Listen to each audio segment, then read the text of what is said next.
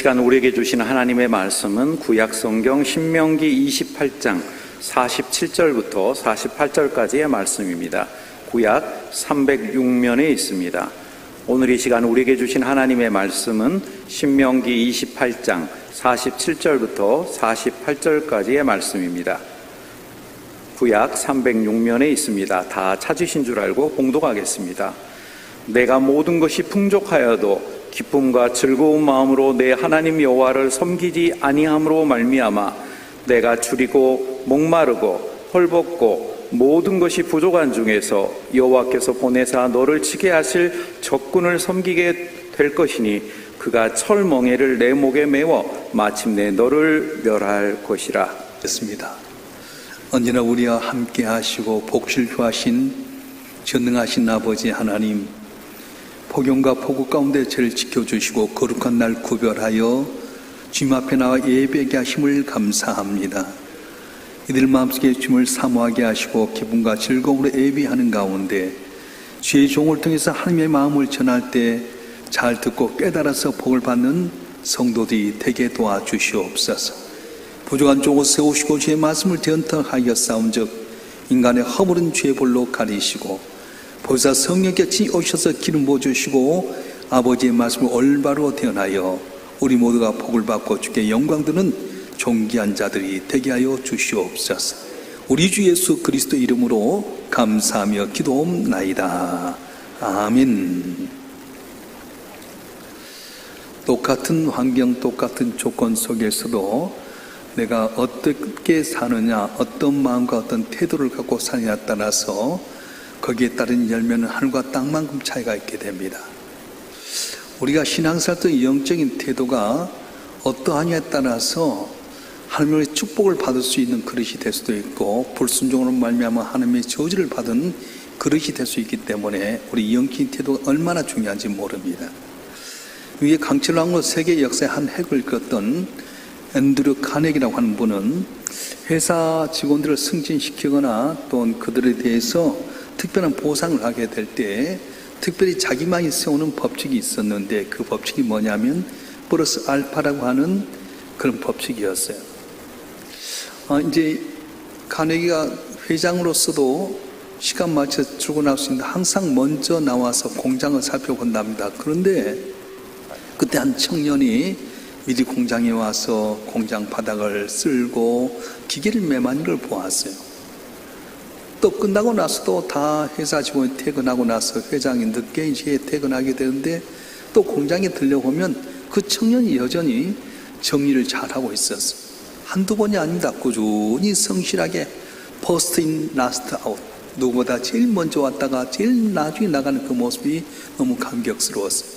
연말이 돼서 이제 승진을 하게 되고 보너스를 주게 되는데 다 거기에 맞게끔 상급도 주고 또 거기에 승진도 배열하게 되는데 특별히 이 청년에게만큼은 모두가 기겁할 만큼 엄청난 특별 보너스를 줘. 100만 달러라고 하는, 그 당시에 100만 달러고는 어마어마한 돈을 주게 됩니다.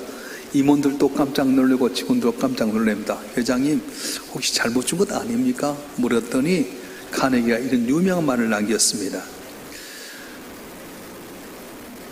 회사에서 매월 준 월급은 정해진 계약과 약속에 따라서 의무에 대한 대가입니다.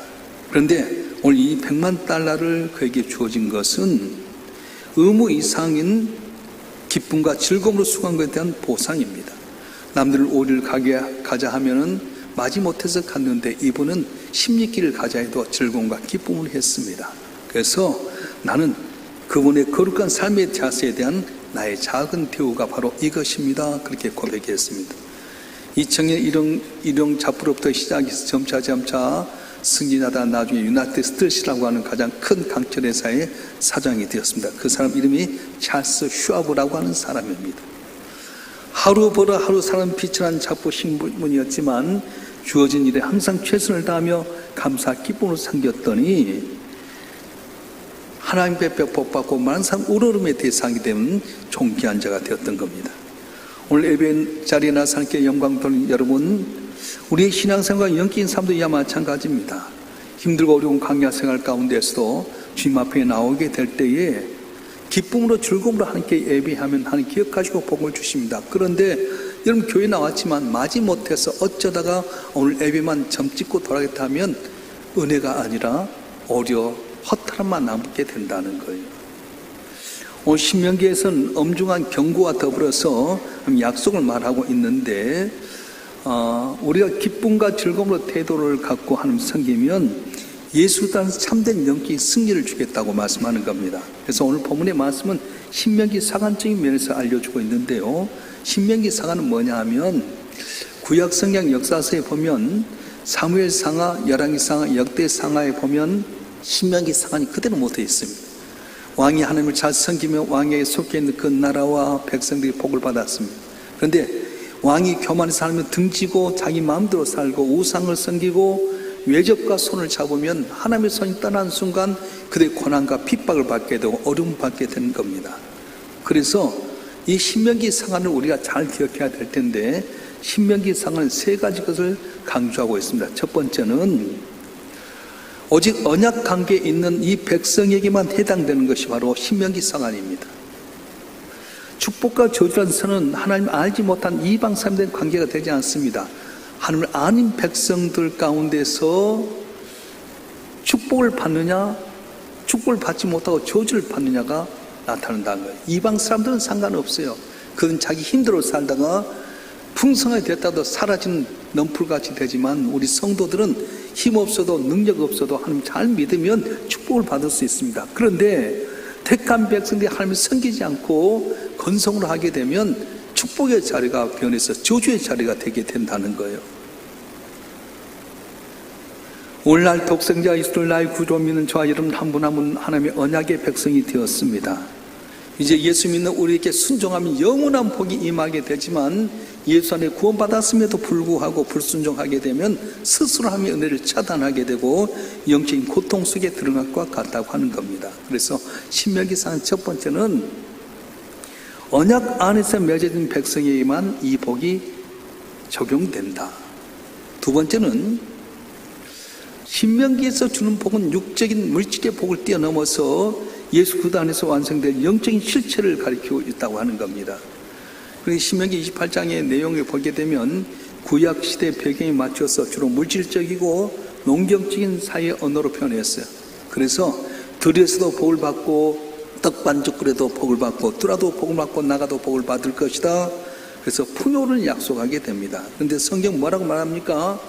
구약과 율법의 제도는 장차올 좋은 일의 그림자요 참 형상이 아니다. 그림자에 불과할 뿐이다.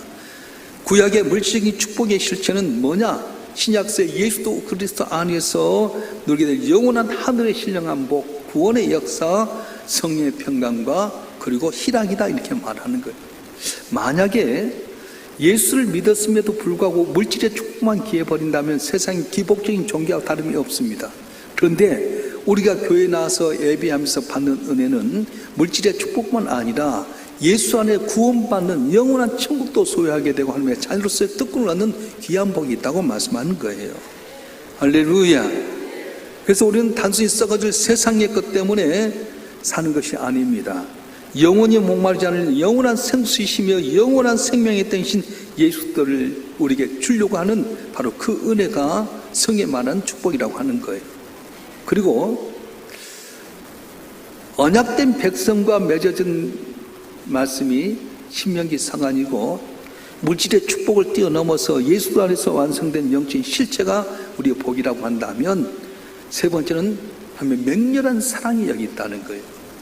신명기 28장은 1절부터 14절까지 넘친 복에 대해서 이야기하는데 15절부터 마지막 절까지는 축복의 3배 이상 저주가 있게 됩니다. 이건 하나님이 우리를 협박하려고 하는 건 아닙니다. 어린 자녀가 잘못된 길로 가고 있으나 낭떠러지로 가게 될 때 엄마 아빠는 부르짖습니다. 애야 가면 안 된다. 너 그 길로 가면 안 돼. 그럼 매를 듣게 된 것은 애를 괴롭게 하려고 하는 것이 아니라 여러분 바로 서게 하는 부모의 마음인 것처럼 하나님을 잘 믿고 하나님 마음 안에서 즐겁고 기쁘게 성에서 복을 받기를 원했는데 그걸 떠나버리고 자기 마음대로 살아가게 될 때 너 이러면 매맞는다 하는 것이 바로 신명기에 나오는 15절부터 28장 15절부터의 저주라고 하는 거예요. 하나님은 언약의 백성, 예수 안에서 구원받은 당신의 택한 백성들로 하여금 죄의 길에서 벗어나도록 하기 위해서 하나님께서는 온 힘을 다해서 가로막고 있고, 돌이켜라 살기를 나라 외친 눈물겨운 아버지의 마음이라고 하는 겁니다. 그렇기 때문에 신명기 전체를 관통하는 내용은 축복이다 저주다는 말보다는 바로 순종이라고 하는 것. 순종할 때 비로소 하나님의 축복이 따르기 때문에 그렇습니다. 그리고 보면은 순종을 가리켜서 하나님을 향한 섬기라는 단어로 바꾸고 있습니다. 다시 말하면 사람은 자기 온 마음을 다해서 사랑하는 그분에 대해서 순종하게 되어 있고, 순종의 여부는 어디서 나오게 되는 겁니까? 무엇으로 섬기느냐에 따라서 결과가 나타나게 된다는 거예요. 그래서 사람은 자기가 섬겨야 될 올바른 대상을 정해서 섬길 때 기쁨이 있는 거예요. 자, 만약에 내가 직장생활을 하게 되는데 100세 시대를 해서 살아야 할 텐데 60세에서 은퇴를 하게 됩니다. 직장에서 직장 잃어버리게 되면 절망하고 낙심합니다. 월급 못 받기 때문 아닙니다. 내가 평생에 내 마음을 다해서 사랑했던, 섬겼던 직장을 잃어버리기 때문에 그 공허한 말로 다 수 없는 거예요. 예를 들어서 사랑하는 사람이 있었어. 서로 사랑하다가 어떤 다툼이 있어서 헤어지게 되면 내 마음과 뜻을 다해서 섬겨야 될 대상이 한순간에 홍중불에 되어버리기 때문에 고독 가운데, 안타까운데 잠을 자지 못하게 되는 겁니다. 여러분, 그렇습니다. 내가 무언가를 정성을 다해서 섬겨야 되는 거예요. 여러분, 남편이 있다가 떠나버렸어요. 먼저 하나님 나라에 갔다 해봅시다. 여러분, 아내가 하나님 나라에 먼저 갔다 해봅시다. 왜 슬픕니까? 그동안 내 마음을 다해서 섬겼던 내 남편, 내 아내가 먼저 가기 때문에, 그 섬겨야 할 대상이 없기 때문에 슬픔이 있다는 거예요. 내 자녀를 먼저 하는 편에 보냈다. 그럼 왜 그래요? 그래도 복받을 것 생각해서 아닙니다. 내가 여태까지 사랑과 정성을 다해 섬겼던 내 아들, 정성을 줬던 그 아들에게 더 이상 정성을 줄 수 없기 때문에 그 허전함과 마음이 있게 된다고 하는 거예요. 세상 사람 말합니다. 나는 아무도 섬기지 않는다. 오히려 내 자신만 믿고 나만을 섬기고 산다. 그렇게 말합니다. 그런데 주님은 요한복음 8장에서 중요한 말씀을 하게 됩니다. 진리가 알지니 진리가 너희를 자유케 하리라 말씀하셨습니다. 유대인이 이 말을 듣고 깜짝 기절합니다. 우리가 아브라함의 자손으로 남의 종된 것이 없는데 우리를 자유케 한다? 우리가 어디 매여 있느냐? 그때 예수님 말씀하신 거예요. 요한복음 8장 34절 말씀 한번 읽어보겠습니다. 시작. 예수께서 대답하시되 진실로 진실로 내게 이르노니 죄를 범하는 자마다 죄의 종이라. 아멘. 유대인들은 아브라함의 자손으로 스스로 자유라 뽐냈지만은 실상 보이지 않는 어둠의 사탄의 권세에 의해서 죄의 종로를 하게 되고 마귀의 노예 생활을 하고 있었다고 하는 겁니다. 이스라엘 백성들이 생겨할 대상은 두 가지였습니다. 여호와 하나님을 섬기든지 아니면 우상과 자기들이 힘있게 부는 외적을 섬기든지 둘 중에 하나였습니다. 오직 여호와 하나님을 잘 섬기면 여호와 하나님께서 복을 받게 되지만, 그러나 여호와 하나님을 제대로 섬기지 못하면 필연적으로 외적들을 섬길 수밖에 없다게 한다는 겁니다. 그래서 이스라엘 백성들이 하나님을 잘 섬길 때는 외적이 침략하지 못했습니다. 지난주에 설교했던 것처럼 사무엘에 사는 날 동안에 하나님께서 대적을 막아주셨던 것처럼 대적이 오지 못하게 만드셨고요, 이랬던 걸 회복하게 만들었고요, 가장 장대하고 제일 어렵게 했던 아모리산과 평화가 있었던 것처럼 잘 믿으면 하나님이 외적을 막아가 주신 거예요. 그런데 여호와 하나님을 제대로 섬기지 못하면 필연적으로 외적들이 침입해 올 수밖에 없다고 하는 겁니다. 그래서 이스라엘 백성들 하나님 잘 섬길 때는 평안하고 형통하고 외적들이 침입하지 못했지만 하나님 잘 섬기지 못하게 될 때는 오히려 외적들이 들어와서 그들의 종노릇 하고 어려움 당했어요. 블레셋과 아람 사람에 의해서, 모압과 암몬에 의해서, 아수라 바빌론에 의해서, 심지어 로마 이르까지 노예 생활에 많은 핍박과 고난을 당하게 됩니다. 우리나라도 그렇지만은 이스라엘도 지정학적으로 강대국 사이에 끼어 있습니다. 고래 싸움에 새우 등 터진다고 하는 것처럼 애굽이라든가 남쪽은 애굽, 북쪽에는 블레셋이라든가 아수라든가 어떤 바벨론과 있어서 계속해서 어려움을 당하게 됩니다. 그런데 이스라엘 백성이 존재할 수 있었던 건 어떤 정치적인 힘이라든가 군사적인 힘이 아니었어요. 보이지 않는 가운데 하나님이 지키시고 도우신 가운데 그들이 평안을 누리게 됐던 거지. 그들이 하나님 믿지 않는 순간 그들이 쏜살같이 사탄의 대적들이 또한 외적들이 들어와서 고난을 주게 만들었다고 하는 겁니다. 이스라엘이 하나님을 멀리하고 불순종하다 보면 하나님의 능력에서 거듭 외적들이 들어와서 이스라엘 백성 노예로 삼게 됩니다. 그랬을 때 이스라엘 백성들이 이런 노래를 불렀어요. 우리 한번 읽어보겠습니다. 시편 121편 1절과 2절 말씀 한번 읽어보겠습니다. 시작. 내가 산을 향하여 눈을 들리라. 나의 도움이 어디서 올까? 나의 도움은 천지를 지으신 여호와에게서로다. 시편 120편 4절 말씀도 한번 읽어보겠습니다. 시작. 이스라엘 지키는 졸지도 아니하시고 주무시도 아니하시리로다. 아멘. 천지 만물을 창조하신 하나님, 주무시지 않고 졸지도 않는 하나님이 지켜주실 때에 군사력, 경제력이 비록 약할지라도 이스라엘은 약하지 않았습니다. 그러나 하나님 없이도 내 힘대로 살려고 하게 될 때는 하나님의 손이 살며시 사라지는 동안에 사탄은 와서 그들을 어렵게 만들고 외적들이 그 짓밟아서 눈물과 고통 가운데 있었던 겁니다. 사랑하는 성도 여러분, 우리 하나님을 잘 섬기면 하나님께서는 우리의 가치를 자주 업그레이드 시켜준 거예요. 별로 존경하지 않던 사람이 하나님을 잘 섬기면 존경하게 됩니다. 말단 사원이었던 사람은 잘 섬기면 큰 회사의 사장이 될 수 있습니다. 수년 전에 형편없던 사람이 예수 잘 믿으면 성자 같은 인물로 바꿔지게 되고요. 술 먹고 허랑방탕에 했던 생활했던 사람이 예수 잘 믿으면 건강하고 밝은 사람이 되게 된다는 거예요. 재물과 명예와 건강의 가치를 항상 더해줍니다. 요셉의 아버지 앞에서는 색동옷을 입었습니다. 근데 형들에서 애국 땅 종으로 팔려가게 되니까 밑바닥 인생을 살게 됩니다. 형들 원망하지 않습니다. 열심히 사는 가운데 하나님이 함께함으로 형통한 자가 되어서 보디발 장군 집에 모든 걸 다 다스리는 집사장이 되었어요. 그런데 자기의 뒷배가 되어주겠다고 보디발 장군 아내가 손 내미는 거예요. 너 나하고 연애하자. 내가 네 뒷배가 되어주겠다. 이런 것 같으면 어떨 것 같아요? 사람 손 잡을 수 있잖아요. 정치의 손, 권력의 손, 물질의 손 잡을 수 있잖아요. 그런데 내가 하나님께 죄를 범하니까, 주님께 죄를 범하니까 나는 하나님 앞에 배반할 수 없습니다. 억울한 놈이 없어 감옥에 갇힌 것 같았지만 하나님께서는 오직 하나님만 즐겁고 기쁨을 섬기는 요셉을 애굽 땅의 국무총리로 만들어서 풍년과 흉년의 가정을 잘 대처하는 가운데 애굽이 복받게 만들고 자기 아버지 야곱의 가족 70명을 고센이라는 가장 좋은 땅에서 번성하게 만드는 귀한 인물이 되었어요. 다니엘은 어떻습니까? 나라가 망해도 포로로 잡혀가게 됩니다. 이제 밑바닥 인생을 살 수밖에 없는데 다행히도 왕의 진미를 먹을 수 있는 택함받은 사람이 되었어요.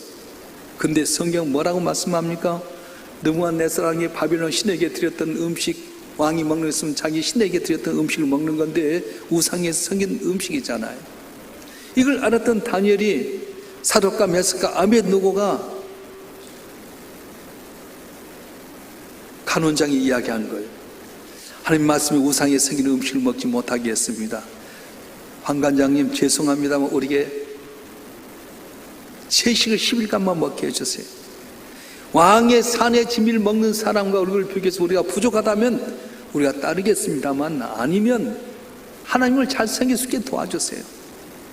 10일 동안 지났는데 고기 먹는 애들보다도요 채소 먹는 그들이 더 좋아졌어요. 그렇다고 오늘부터 채소 먹으라는 건 아니에요. 하나님이 도와주시니까 얼굴 차크르르 빛이 나게 됩니다.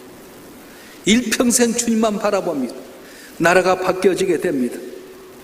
바빌론에서 메데파사로 바뀌어지게 되고 왕조가 바뀌어지게 됩니다. 다리오 왕 때는 어떻습니까? 종리가 3명, 그 가운데 제일 으뜸되는 종이었어요. 시기지투가 많습니다. 페르시아 사람이 아닌데도 불구하고 포로 잡혔던 사람이 총이란 것 때문에 시기질투하면서 그들이 왕에게 뇌물을 주면서 종이를 받았어요. 왕이여, 당신 신과 같은 분입니다. 왕의 다른 신에게 다른 사람이 묻는 자가 있으면 사자로 이었게 해주십시오. 너무 좋았던 다리왕이 어인을 딱 찍었어요. 종리 가운데 가장 뛰어난 종리인데 다니엘을 모르겠습니까? 그런데 다니엘은 한 달만 모른 채 숙면 될 텐데 그렇지 않습니다. 하나님을 향해서 예전에 했던 일을 하루에 3번씩 예루살렘을 향해서 함께 예배를 드리게 됩니다. 문을 활짝 열고 더 큰 소리로 하나님께 예배드립니다. 봤던 사람에게 덜컥 걸려서 사자의 굴에 던져지게 됩니다. 사자의 굴에 던져졌는데요, 하나님이 보지 않는 손이 사자의 입을 막아버렸어요. 으르렁거렸던 그 사자들이 하나님의 손이 입을 막으니까 잠잠해지고 말았습니다. 나중에 사다리 왕이 깨닫고 나서 잠잠을 설친 가운데 새벽에서 일찍 와서 사자굴 앞에서 외칩니다. 다니엘아, 다니엘아, 네가 살았거든 말해라. 너희 전능하신 하나님 너를 살렸거든 대답해다오. 다니엘, 다니엘 살았느냐? 왕이여 만수 무강하시옵소서. 전능하신 하나님이 사자 입을 막으셨나이다. 그렇구나, 그렇구나. 다시 올라오라. 시기주대했던 사람들을 사자굴에 던졌더니 그 사람만 던진 것이 가족들을 다 던졌는데 사자굴에 바닥에 떨어지게 어웅 하며 삼켰던 사자의 아기에 그뒤 뼈가 으스러졌다 성경 이야기합니다. 그래요, 환경 때문에 조건 때문에 하나님 등지는 삶이 아니라 하나님 앞에 나가서 기쁨과 즐거움을 섬기게 되면 하나님은 우리의 모든 가치를 높여주고 더 존귀케 한다고 말씀했어요. 사랑하는 성도 여러분, 왜 이 자리에 오는 겁니까? 인문학 듣기 위해서 오는 겁니까? 아닙니다. 우리는 복음 들기 위해서 왔습니다. 날 위해서 십자가에 못 박힌 예수 때문에 내가 죄사함 받게 되고 하나님의 자녀가 되었습니다. 그분의 말씀을 따라 살면 내 삶에 복이 있습니다. 이 말씀 들어온 것 아닙니까? 아버지의 마음이 바로 그런 마음입니다. 얘들아, 하나밖에 없는 내 아들 예수를 십자가에 못 박혀 죽기까지 내가 희생했던 너는 귀한 자다. 너를 내 손바닥에 새겼다. 내 아들 예수와 더불어 종을 너에게 주겠다고 말씀하신 주의 말씀에 따라서 주 앞에 나올 때 우리는 기쁨으로 감격으로 나와서 즐거움으로 예배하게 될 때 우리 가치를 높이신 하나님의 은혜로 시작은 맺은 날로 창대기는 귀한 은혜가 있어질 줄 믿습니다. 할렐루야. 제가 목회 신앙생활하면서 느꼈던 거예요. 영락교도 마찬가지였고 명성교도 마찬가지였어요. 북한에서 피난민으로 와서 밑바닥 인생이었지만 한경희 목사를 중심으로 해서 영락교에 모이면서 여러분 숟가락 놔두고 성전 지읍시다. 다 내놨어요. 숟가락하고 박바락 하나만 놔두고 섬겼던 그들이 광장시장에서 평화시장, 동대문, 남대문 시장에서 복을 받았어요. 얼마나 부유하게 됐습니까? 명설교도 마찬가지입니다. 500번 정체에 아무것도 없는 것이었지만 참 잘 믿었던 김삼만 목사 때문에 속인 사람이 복을 받았어요. 오늘도 마찬가지예요. 어정쩡하게 신앙생활하면 여러분 축복이 아니라 나도 못 사람의 손이 떠나버린 자리에 사탄이 틈타게 되고 외적이 오게 돼서 곤란당할 수밖에 없다고 하는 거예요. 바라기는 믿으려면 확실히 믿었으면 좋겠습니다. 예수 한번 바라보고 주님이 날 위해 십자가에 못 박혀 희생했던 것처럼 나도 주 앞에 올인하게 되면 능치 못함이 없는 하나님께 놀라운 손을 내밀어서 혈되게 되는데 우리는 그러지 못할 게 얼마나 많습니까? 하나님 우리가 잘 섬기면 우리의 가치를 높이 잘로 높여주게 되는데 사탄은 어떻습니까? 원수는 어떻습니까? 언어도 다르고 용모도 다릅니다. 노인과 아이도 긍휼히 여기지 않는 잔인한 백성들입니다. 한 민족도 아니고 수많은 민족도 이스라엘 계파를 괴롭히게 됩니다. 그래서 이쪽 민족을 기쁘게 하면 저쪽 민족이 더 대들게 되고요, 저쪽 민족을 만족시키게 되면 이쪽 민족이 소홀히 하셔서 사방팔방을 어려움을 만들어 버렸습니다. 이스라엘이 가지고 있는 신앙도 재물 등 모든 가치를 빼앗기 때문에 외적을 섬기다 보면 저주가 오기 마련이라고 하는 겁니다. 사랑하는 성도 여러분, 자 여러분 한 분 한 분 오직 하나님 바라보고 날 위해서 이 땅에 오셔서 내 대신 십자가 지시고 나로 하여금 죄의 자녀 되신 주님 의지함으로 말미암아서 여러분 삶의 시작은 미약했지만 날로 창대하는 복된 삶이 되길 주님으로 축원합니다. 축원합니다. 그래서 우리가 하나님을 섬기는 태도가 참 중요하게 되는데 두 가지 태도가 있어요. 그저 예배 자리에 몸만 앉아있는 것은 온전한 섬김이 아닙니다. 우리가 하나님에 대한 태도를 불꽃 같은 눈동자로 감찰하고 계시는데 신명기 28장 47절 말씀 보겠습니다. 한번 읽어보겠습니다. 시작.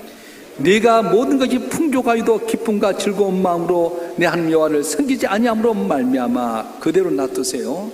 여기를 우리가 강조점을 어디 두냐면 섬기지 아니함으로 말미암아 어쩐다고요? 저주가 온다는 거예요. 근데 강조를 기쁨과 즐거운 마음으로를 강조하게 되면 복이 오게 된다는 거예요.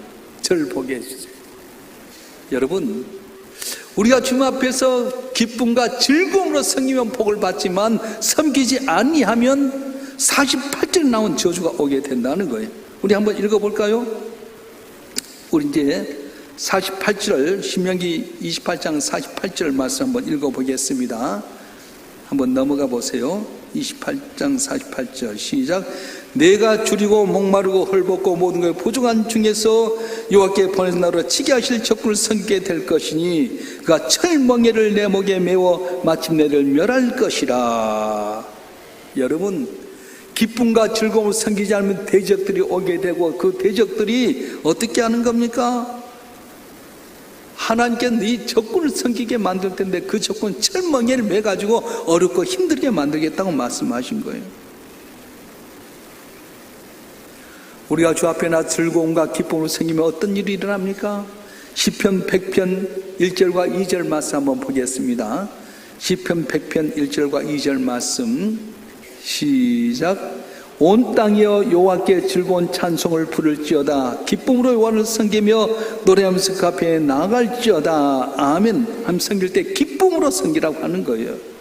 느헤미야서 8장 10절에 보면 여호와로 인하여 기뻐하는 것이 너의 힘이라 말씀하셨어요. 우리 힘이 어디 있습니까? 여호와를 기쁘게 섬길 때에, 여호와를 인하여 기쁘게 할 때 이것이 힘이 된다는 거예요.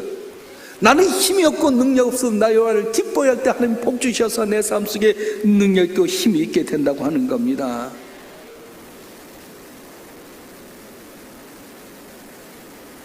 하나님은 하나님을 섬기는 태도를 중요하게 보십니다. 그래서 예배드릴 때도 기쁨으로 섬겨야 돼요. 봉사할 때도 즐거움과 기쁨으로 봉사해야 돼요. 내 영혼이 잘 되는지 못 되는지를 뭘로 분별합니까? 내가 주 앞에 나올 때 태도, 내가 섬긴 태도 보면 알게 되는 거야. 기쁨과 즐거움으로 태도하게 되면 아, 그 영혼이 잘 되고 있구나. 마지못해 억지로 하게 된 거야. 아, 이 영혼이 병들었구나 판단하게 되는 거예요. 링컨 대통령은 이런 말을 했습니다. 나는 울지 않기 위하여 웃어야 할 이유를 찾아야 했다. 매일 나를 짓누르는 고통을 이기기 위해서 내게 웃음이 없었다면, 매일 나를 짓누르는 고통을 이기기 위한 무기로 나는 웃음을 선택했다. 내게 웃음이 없었다면 난 인생의 패배자가 되었을 것이다. 그렇게 고백했습니다. 노예 해변을 막중한 임무를 띠고 정치를 이끌고 나가다 보니 링컨은 수많은 대적도 있었고 어려운 문제가 많이 있었습니다. 그럼에도 불구하고 모든 사명을 잘 감당하게 된 이유 중에 하나는 항상 마음에 기쁨과 즐거움을 했다고 하는 거예요. 그래서 울지 않기 위해서 웃으려고 할 이유를 찾았습니다. 매일 나를 짓누르는 고통을 이기기 위한 무기로 웃음을 선택하게 됐습니다. 웃음이 없다면 인생의 실패자가 되었을 텐데, 어려운 환경 가운데 웃을 수 없는 환경 가운데 웃을 수 있는 걸 찾았더니 내 인생이 승리하게 됐다 말씀하는 거예요. 여러분, 환경 보면 무너질 수밖에 없지 않습니까? 모두가 다 어렵습니다. 그런데도 불구하고 하나님이 하나밖에 없는 아들 예수를 통해 우리가 구원받게 하셨고 때를 따라 돕는 은혜를 얻게 하셨고 영원한 천국을 주셨다는 그 믿음을 갖게 되면 환경은 어도 방글에 웃을 수 있지 않겠어요? 웃으면 복이 옵니다 했던 것처럼 여러분 한 분 한 분이 웃을 수 있는 이유를 찾아서 웃고 즐거워하게 될 때 나도 모르는 사이에 꼬당기는 것에 벌과 나비와 모아들지 하나님의 놀라운 축복이 여러분 가운데 임하게 된 역사가 있게 될 줄로 믿습니다. 할렐루야. 우리가 섬김에 두 가지 결과가 있습니다.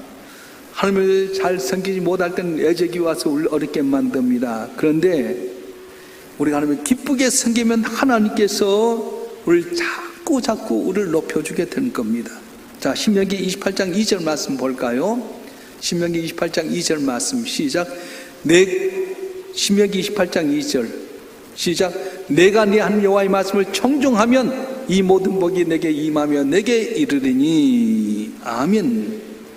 모든 복은 물질의 복, 현세의 복뿐만 아니라 영적인 복, 내세의 복도 포함하는 복입니다. 다시 말하면 영육간의 복이 오게 된다고 말씀하셨어요. 여러분, 내가 하나님의 기쁜 마음으로 잘 섬기고 말씀에 순종하게 되면 육의 복도 오게 되고 영의 복도 오게 된다고 말씀하셨어요. 물론 영의 복과 육의 복이 충돌될 때 차지할 게 뭐냐면 영의 복입니다. 영이 잘 되면 육이 잘 되기 때문에 그래요. 그러나 영혼만 잘 되게 하지는 않아요. 영혼이 잘 되면 육의 문제 자연히 잘 되게끔 은혜 주신다는 거예요. 세상을 살 때 물질이 필요하지 않은 분이 어디 있습니까? 건강 필요하지 않은 분이 어디 있습니까? 하나님이 복 주셔야 되지 않겠어요? 어제 새벽기도 끝났는데 이제 제게 연락이 왔어요. 우리 안수 입사님 한 분이 지난 수요일날 교통사고 났다고, 그래서 목사님 전화로 위로해 주세요. 그래서 전화를 했어요. 이분 이제 차를 타고 가는데 이 터널에 있는데 갑자기 1톤짜리 트럭이 꽝 받았어. 차가 완전히 폐차가 됐잖아요. 어떻게 됐게? 하나도 안 다쳤어.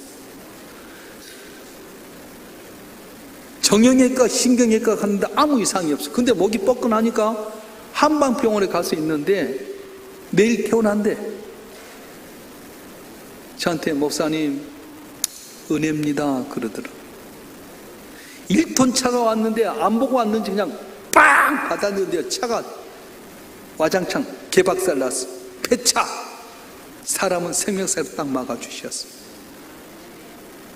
아멘 한 사람 이런 복이 있었으면 좋겠어. 운전 잘한다고 교만하지 마세요. 나는 잘하고 뒤에서 받아보면 끝나잖아요.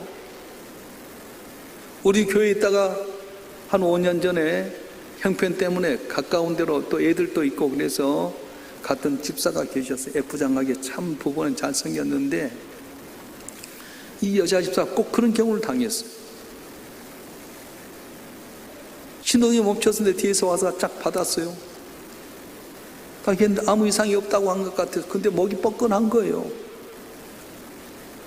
한 1년 지나면서 막 몸이 너무 아프고, 근데 병원에서 이상이 없어. 엑스레이도 MRI도 안 나타나잖아. 그러면서 마음에 너무 막 부담이 되면서 파킨슨씨 병의 형태가 나타나요. 파킨슨 병도 아니에요. 몸이 굳어진 거예요. 우리 교회를 떠난 지 5년 됐는데 그쪽 교회에서는 전혀 보지도 않고요. 와보지도 않는다고 해서 목사님 어떻게 가자 그래갖고 내가 이제 우리 교회 권사님들이 음식을 만들고 반찬해갖고 갔어요. 집이 엉망진창인 거 있잖아요. 거실에다가 침대를 놔뒀는데 그 예뻤던 집사님이 산소호흡기 꽂고 있다가 몸이 굳어져 있는데 눈물이 나더라. 똑같은 사고가 있는데요, 어떤 분은 망가져서 하나도 어림이 없는 반면에 어떤 분은 이상이 없는 것 같은데도요 몸이 굳어졌고 온 가족이 다 막 박살 나버리고 말았어. 내 힘대로 지킬 수 있는 사람이 있습니까? 자신합니까? 여호와 하나님을 잘 섬기고 즐겁게 하고 기쁘게 살아가면 보이지 않는 가운데 하나님이 지키신 하나님 나를 더욱더 존귀케 하고 가치를 높인다고 말씀하셨어요. 근데 내가 만약에 하나님을 섬기는 마음에 떠나버리게 되면 그 자리에 사탄의 권세가 내 수많은 대적이 들어와서 건강도 무너지고 물질도 어렵게 되고 내 삶에 슬픔과 고난이 온다고 말씀하고 있는 겁니다. 세계 역사를 보면 다 마찬가지입니다. 기쁨으로 하나님을 섬겼던 그 나라나 가정이나 교회는 복을 받았어요. 그런데 하나님 없이도 살 것 같이 살았던 그 나라 개인 교회는 어려움 당하고 말았어요. 마르크스 엥겔스가 공산주의 사상을 세상에 놓았을 때 모든 사람들이 이제 다 잘 살 거라고 믿고 그를 따르게 됩니다. 그런데 어떻습니까? 공산주의 사상 근본적으로 유물론이잖아요. 물질을 귀하게 여겨. 하나님은 없다, 신 없다. 그래서 러시아같이 잘 살던 나라가 한 배쳐가고 다 믿는 교회를 폐쇄하다 보니까 가장 어려운 나라, 지금 전쟁을 통해 아주 고뇌몰린 나라가 러시아 아닙니까? 동부권에 있던 유럽들이 다 공산주의 따라 다 망하고 말았어요. 남과 북이 똑같지 않습니까? 저 북녘 땅 공산주의에 들어와서 우리보다 훨씬 더 수풍발전소 있고 지하철도 많은데 제일 지구상에 어려운 나라가 되고 말았고, 우린 가진 것도 없고 보잘 것 없었지만 하나님 잘 믿던 믿음의 선지들 때문에 나라 민족을 위해서 기도해서 이 나라가 폭발적인 인기를 받았잖아요. 뭐 삼성전자, SK 하이닉스 이거 어디 세상이 알아줬어요? 삼성전자가 갖고 있는 이 재산만 해도 미국에서 몇 번째 안 만큼 그렇게 자산이 많아졌잖아요. 삼성전자에 있는 분들 대박 났잖아요. 계속 성과급 받으면 1년에 5억씩 6억씩 받으면 10년만 있어 50억 60억 받게 되는데 누가 거기 있을 때 그렇게 된 줄 알았어? 우리 힘 우리 재료 갖고는 다 죽을 수밖에 없습니다. 그러나 내게 복준 하나님을 잘 대상으로 섬겨서 마음과 뜻과 정상 기쁨과 즐거움을 섬기게 되면 내 가치를 올려주게 되고요, 내 삶을 사탄의 권에서 지켜주고 외적의 손을 지켜준 하나님의 은혜로 말미암아 복받는 역사가 오늘도 일어날 줄로 믿습니다. 우리 위해서 생명을 아낌없이 내어주신 대성물인 예수 그리스도를 바라보며 십자가 은혜를 구하며 상상 주 앞에 기쁨과 즐거움 나오는 여러분이 되었으면 좋겠습니다. 나는 모르지만 불꽃 같은 눈동자를 또 지켜보고 계시고 보호하신 하나님께서 이 어려운 삶 가운데 지켜주시고 담을 넘게 하여 주시고 승리하는 은혜를 반드시 주실 줄로 믿습니다. 이런 복이 여러분 모두에게 있길 주님으로 축원합니다. 축원합니다. 기도하겠습니다. 인간의 생사복을 주장하신 전능하신 아버지 하나님, 똑같은 상황 가운데 똑같은 환경 가운데 우리 마음의 태도가 어떠냐에 따라 우리 삶의 결과가 달라진다고 했습니다. 영적인 우리의 태도에 따라서 하나님의 축복을 받을 수도 있고 하나님의 축복이 있다면 저주받을 수 인간이 될 수도 있습니다. 신명기를 통해 우리에게 주셨던 말씀은 언약의 백성들에게 주신 말씀인데, 너희가 하나님을 잘 섬기면 육적인 복만 아니라 영적인 복도 받게 될 것이고 함께 너희를 가치를 높여서 존귀하게 쓰임받게 될 거라고 말씀하셨습니다. 오늘도 어정쩡하게 믿는 우리를 향해서 하는 말씀하십니다. 하나님의 성격이 있다면 너는 저주받을 수밖에 없다. 너희는 돌아서라, 하나님께 돌아와라, 예수께 돌아오라고 했는데 정신 바짝 차리고 주 앞에 돌아와서 영적인 축복을 받음으로 육의 복도 받아 주의 영광 나타내고 문제가 해결되고 주의 기쁨 되는 우리 성도들 되게 하여 주시옵소서. 우리 주 예수 그리스도의 이름으로 간절히 기도하옵나이다. 아멘.